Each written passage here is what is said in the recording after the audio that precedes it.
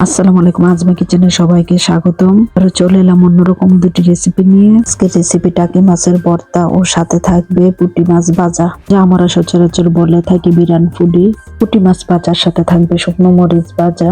একদম সহজে অল্প সময়ে কিভাবে দুটি রেসিপি বানানো যায় শুধু থাকবে আজকের ভিডিওতে। প্রথমে আমি এখানে নিয়ে নিলাম 3টি মাঝারি ধরনের টাকি মাছ। এখন মাছগুলোর সাথে কিছু মশলা এড করব। প্রথমেই দিব হাফ চা চামচ লবণ, হাফ চা চামচ মরিচের গুঁড়া, হাফ চা চামচ হলুদের গুঁড়া। এখন সবগুলো মাছকে ভালো করে ম্যারিনেট করে নিব। ম্যারিনেট করা হয়ে গেলে 5 থেকে 6 মিনিটের জন্য রেখে দিব।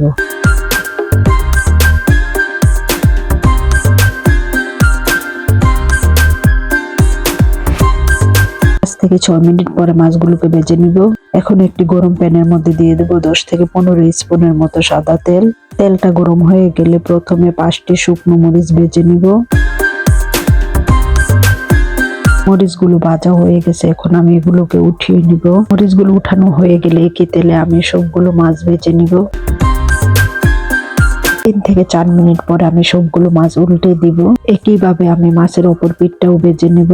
আবারও 3 থেকে 4 মিনিট আমি মাছগুলোকে ভাজবো। এখন মাছগুলো কত সুন্দর ভাজা হয়ে গেছে এবং কালারটাও কত সুন্দর এসেছে। এখন আমি ভর্তার জন্য 5টি ভাজা শুকনো মরিচ নিলাম, 2টি পেঁয়াজ টুকরো করে নিলাম, সাথে দিব 2 টেবিল চামচ ধনেপাতা কুচি। সচরাচর আমরা বলে থাকি হজার পাতা। সবগুলোকে আমি শিলপাটায় বেটে নিব। আবার আমরা চলে যাব পুঁটি মাছ ভাজাতে। এখন আমি এখানে নিয়ে নিলাম 250 গ্রাম পুঁটি মাছ।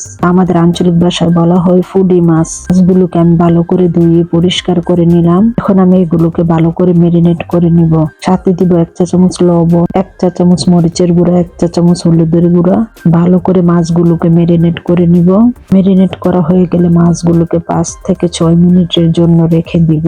5 থেকে 6 মিনিট পরে একটি গরম প্যানের মধ্যে দিয়ে দেব 6 থেকে 7 স্পুনের মতো সাদা তেল। তেলটা গরম হয়ে গেলে দিয়ে দেব সবগুলো মাছ। 3 থেকে 4 মিনিট পরে আমি সবগুলো মাছ উল্টে দিব।